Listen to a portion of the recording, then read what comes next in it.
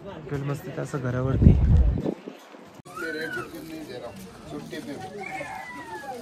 दोस्त हो ना तुम, अच्छी दोस्ती। महाभारत लिखाण जागा श्री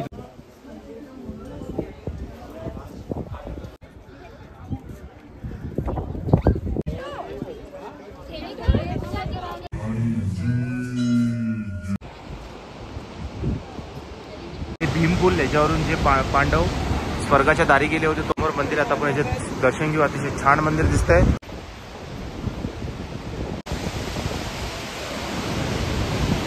पाहायला भेटतं प्रथम चायची दुकान, अगोदर याचं नाव होतं घराचा। बघूया जमलंच तर आपण करूया, देखील दर्शन घेऊया। नमस्कार मंडळी, वेलकम टू माना विलेज, भारताचे सर्वात प्रथम गाव।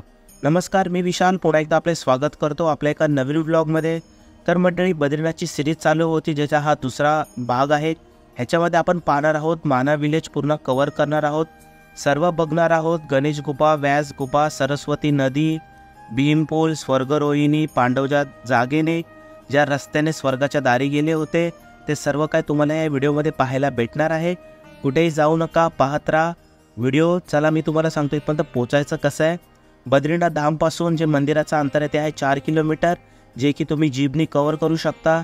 जर तुम्हाला पूर्ण टूर करून रिटर्न जायचं म्हणजे पूर्ण फिरून तर जीपवाले 500 रुपये घेतील, त्याच्यामध्ये तुम्ही 4 ते 5 जण येऊ शकता। जर तुम्ही सोलो येत आहे माझ्यासारखे तर वन वे जाण्याचे 50 आहे आणि रिटर्न येण्याचे पण 50 रुपयेच आहेत। पण तुम्हाला 6च्या आधी यावं लागेल तर तुम्हाला कमीमध्ये हे रेट भेटतील, नाहीतर जास्त आहे। चला कुठेही जाऊ नका, पाहत राहा विशाल ट्रॅव्हल ब्लॉग। जाऊया आपण आतमध्ये, तुम्हाला सर्व काही दाखवायचं आहे, सर्व काही सांगायचं आहे। जय बद्री विशाल, हर हर महादेव। तर हा आहे प्रवेशद्वार। तिथून आल्याच्यानंतर माना विलेजमधून तुम्हाला सरळ यायचं आहे। तुम्हाला आता मार्केट लागेल, मार्केटमध्ये बघूया काय काय पाहण्यासारखं, काय काय घेण्यासारखं आहे आणि आपण 3-4 इकडचे महत्त्वाचे स्थान पण।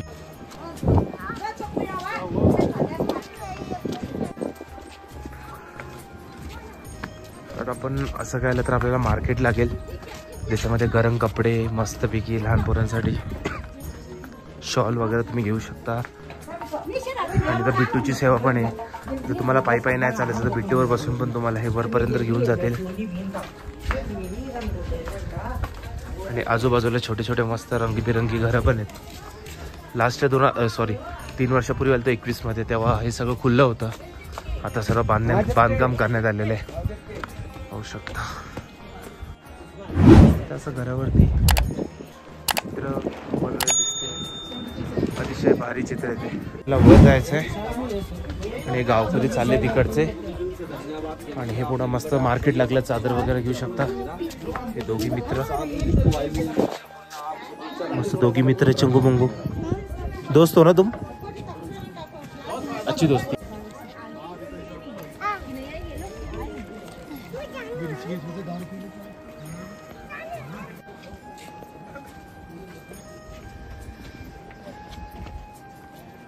इथं आतमध्ये माना गावामध्ये पण हे मंदिर आहे, दर्शन नक्कीच घ्या। जय श्री घंटा कर महावीर मंदिर यांचं देवांचं मंदिर आहे। आलं तर हे पण दर्शन नक्कीच घ्या। ही वाट जाऊया आता सरळ सरळ पुढे।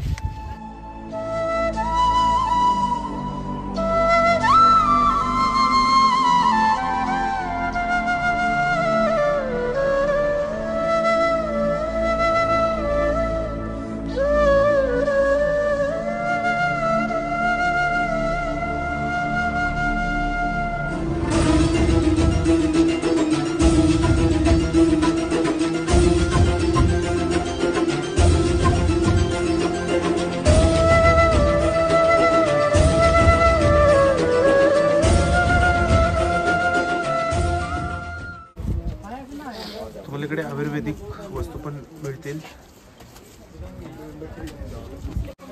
आपण ट्राय करून पुढे आल्याच्या जर आपल्या इकडे स्टे करायचं तर ते स्टेचं ऑप्शन देखील आहे। वंदे भारत होम स्टे करून आपण इकडे स्टे पण करू शकता। असं हे एकच नाही आहे, तसे भरपूर आहेत, तुम्ही जाऊन इकडे स्टे नक्कीच करू शकता। हर हर महादेव। खेळणे घ्यायचे तर खेळणे पण आहे तिकडे मस्त मस्त, म्हणजे सर्व एकच गावामध्ये तुम्हाला सर्व गोष्टी चांगल्या भेटतात। आणि इथं बसल्यात आणि तो सरळ अजून ट्रॅक पुढे आपला। हर हर महादेव। मंडळी, आपण मानागाव विलेजतून थोडं ट्रॅक करून आल्याच्यानंतर तुम्हाला 2 वाट दिसतील। ह्या साईडला जी वाट जाते तिथे लिहिले तुम्हाला केशव पर्याय पाहायला भेटेल ह्या साईडला, आणि अजून एक सरस्वती धाम तुम्हाला ह्या साईडलाच पाहायला भेटेल, आणि ती जर तुम्हाला भीमपूल देखील ह्या साईडला पाहायला भेटेल. आणि जे 2 गुफा आहेत त्या आहे गणेश गुफा आणि व्यास गुफा या साईडला, जिथे महाभारत लिहिली गेली होती. ही वाट तुम्हाला बरोबर 2 वाट दिसेल. तुम्हाला हे करून दाखवतो. हा, तर आपण आता जाऊया पहिले गणेश गुफा आणि व्यास गुफाकडे, मग तिथून बाहेरून आपण परत जाऊया तिकडे.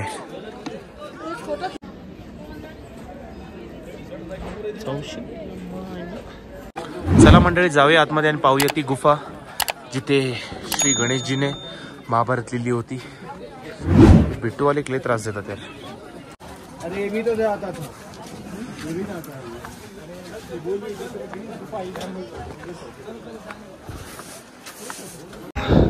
तर आपण थोडंसं चालू आल्याच्यानंतर आपल्याला ते पाहायला भेटतं महाभारत लिखाण जागा श्री गणेश गुफा. ह्याचं दर्शन घेऊया, आतमध्ये जाऊया, आणि तिथे चप्पल देऊन आपल्याला काढायचं, आतमध्ये अलाउड नाही आहे. ती समोर गुफा. आता जाऊया पुढे आणि पाहूया ती पवित्र जागा.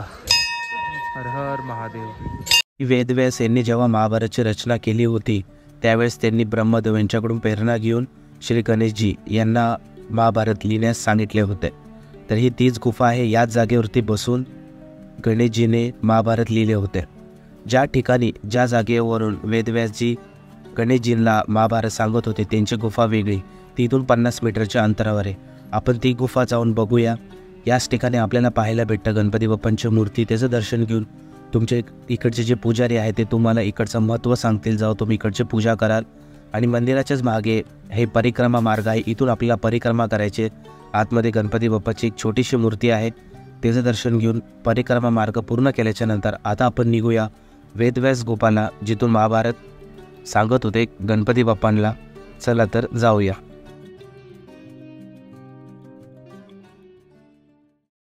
तर मंडळी, गणेश गुफा पाहिल्याच्या नंतर आता आपण चाललो आहोत पुढे. इथूनच सरळ मार्ग आहे, तो जाणार व्यास गुफाला, जिथून व्यासजी महाभारत सांगत होते आणि ते गणपती बाप्पा लिहत होते. आता आपण त्यांची गुफा बघणार. इथूनच सरळ रस्ता आहे, इथून दर्शन घेतल्याच्या सरळ वरती जायचं आहे. चला जाऊया वरती, घेऊया दर्शन. हर हर महादेव. गणेश गुफाच्या थोडंसं पुढे चालत आल्याच्या नंतर तुम्हाला आणखीन एक कमान दिसते, ती जाते पुढे. थोडंसं पुढे चालत आल्याच्या नंतर व्यास गुफा थोडी उंचावर आहे. इथं एरो दिला गेला आहे आणि तिथूनच आपल्याला आता वर चढायचं, त्या साईडून पुढे जायचं. इथून आपण गणेश गुफा पाहून आल्याच्या नंतर इथूनच सरळ आणखीन एक मार्ग जातो भीमपूलला. इथूनच जाऊ शकता, परत खाली जायची गरज नाही आहे. आणि ते समोर दिसते व्यासपोती, तिकडे आहे व्यास गुफा. गणेश गुफाचे दर्शन घेतल्याच्या नंतर आता आपण येऊन पोचलो आहे वेदव्यास गुफाला. वेदव्यास गुफाऐवजी यांना व्यासपोती गुफा देखील म्हटलं जातं. श्री गणेशजी यांना महाभारत लिहिण्याऐवजी असं मानलं जातं की वेदव्यास यांनी इथेच वेदचे 4 भाग मांडले होते व त्याऐवजी त्यांनी 18 पुराण इथेच लिहिले गेले. मंदिराच्या आतमध्ये तुम्हाला पाहायला भेटतं वेदव्यास यांची मूर्ती व त्यांच्या मुलांची 2 लहानी मूर्ती. त्याचं अलाउड नव्हती शूटचं, पण मी नॉर्मली काढलं ते तुम्हाला दाखवण्यासाठी. मंदिराच्या बाहेर आल्याच्या नंतर जे तुम्हाला मंदिराच्या वर एक दगड दिसतोय तो पुस्तकासारखा दिसत असेल. मान्यता अशी आहे की महाभारताचं ते शेवटचं महावाक्य होतं ते फक्त वेदव्यास आणि श्री गणेशजी यांनाच माहीत होतं. परंतु वेदव्यास यांनी त्यांच्या शक्तीने त्यांना दगडात रूपांतर केलं. आणि आज जर तुम्ही बारीकीने जर तो दगड पाहाल जो तो तुम्हाला सेम एक पुस्तकासारखा दिसेल. तर हे होतं वेदव्यास गुफा आणि याच ठिकाणी बसून वेदव्यास हे गणेशजींना महाभारत सांगत होते. चला तर आता इथलचं सर्व दोन्ही गुफा झाले आहेत. दर्शन घेऊन पाहून थोडासा इतिहास जाणून आता आपण जाऊया सरस्वती नदीला आणि भीमपूलला. हर हर महादेव. मस्त मस्त चित्रकरण केलं आहे घरांच्या भिंतीवरती, अतिशय छान.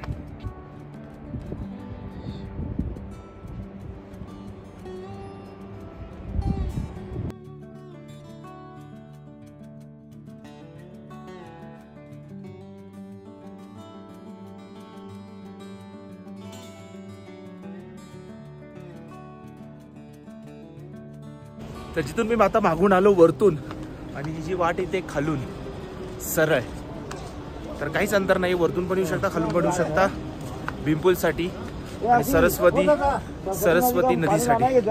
चला पाहूया पुढचं. गणेश गुफा व वेदव्यास गुफा पाहिल्याच्या नंतर आता आपण आलो आहोत सरस्वती नदीकडे, जिथून सरस्वतीचा उगम होतो आणि इथूनच ती लुप्त होते.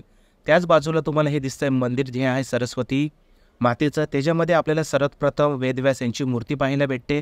मंदिराच्या आतमध्ये तुम्हाला विठ्ठल रुक्मिणी मंदिर, सरस्वती देवीची मूर्ती, दत्तगुरू देवांची मूर्ती, त्याच्याच बाजूला गणेशजीची मूर्ती, त्याच्याच बाजूला आणखीन आपल्याला पाहायला भेटते मारुती देवाची मूर्ती. चला तर जाऊया जवळ आणि पाहूया आणि घेऊया दर्शन. तो मंडळी तुम्ही पाहता ती आहे सरस्वती नदी आणि त्याच्याचवर तुम्ही पाहतात हा आहे भीमपूल, याच्यावरून जे पांडव स्वर्गाच्या दारी गेले होते तो आहे तो भीमपूल बांधण्यात आला आहे. हा मार्ग होता आतापर्यंतचा आणि समोर मंदिर आता आपण याच्यात दर्शन घेऊ. अतिशय छान मंदिर दिसतंय. हर हर महादेव. सरस्वती नदी का आपल्याला इथूनच उगम झालेली दिसते आणि पुढे जाऊन अलकनंदाला मिळून ती लुप्त होते.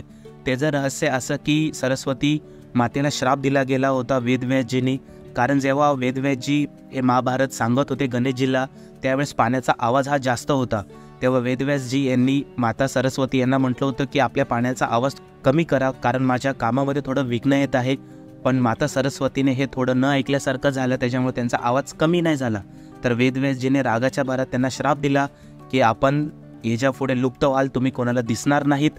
आणि असंच ते झालं आणि आज तुम्हाला ही जी पाहायला भेटते सरस्वती इथूनच भेटते बघायला आणि पुढे जाऊन ती लुप्त होते. आणि जर तुम्हाला याचा प्रॉपर उगम बघायचा ते तुम्हाला पाहायला भेटेल प्रयागराजमध्ये, जिथं त्रिवेणी संगम आहे गंगा, यमुना आणि सरस्वतीचा.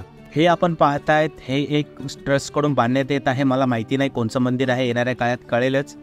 तर आपण सगळीकडचे मेन जे मंदिर होते ते पाहिले, व्हिजिट केले, दर्शन केले. कसा वाटला ब्लॉग तुम्हाला नक्कीच सांगा. आणि आता हा पार्ट 2 होता, शेवटचा पार्ट 3 आहे. आता आपण बघतोय भारतातली सर्वात प्रथम दुकान. अगोदर याला म्हटलं गेलं होतं, या विलेजला पहिले म्हटलं गेलं होतं भारताचं लास्ट गाव. आता त्याला चेंज करून केलं गेलं आहे भारताचं फर्स्ट गाव. इथेच तुम्हाला भारताचं पहिलं दुकान, पहिली चाय की दुकान, पहिलं प्रथम गाव तुम्हाला हेच पाहायला भेटेल. हा सगळा परिसर होता माना विलेजचा जो आपण कव्हर केला आहे. पार्ट 3 मध्ये आपण आता बघणार आहोत स्वर्गरोहिणी, जिथून 5 पांडव स्वर्गाच्या दारी गेले होते. वासुधारा ट्रॅक, जिथे 5 पांडवांनी अंघोळ केली होती. खूप मजा येणार आहे त्या ट्रॅकमध्ये. तो पूर्ण एक व्हिडिओ बनवला आहे, तो तुम्हाला पुढच्या भाग 3 मध्ये पाहायला भेटेल. आतापर्यंत हा ब्लॉग कसा वाटला नक्कीच कळवा. आपल्या सर्वांची परवानगी घेतो. भेटूया का पुढच्या नवीन प्रवासामध्ये. तोपर्यंत लाईक, शेअर, सबस्क्राईब नक्कीच करा.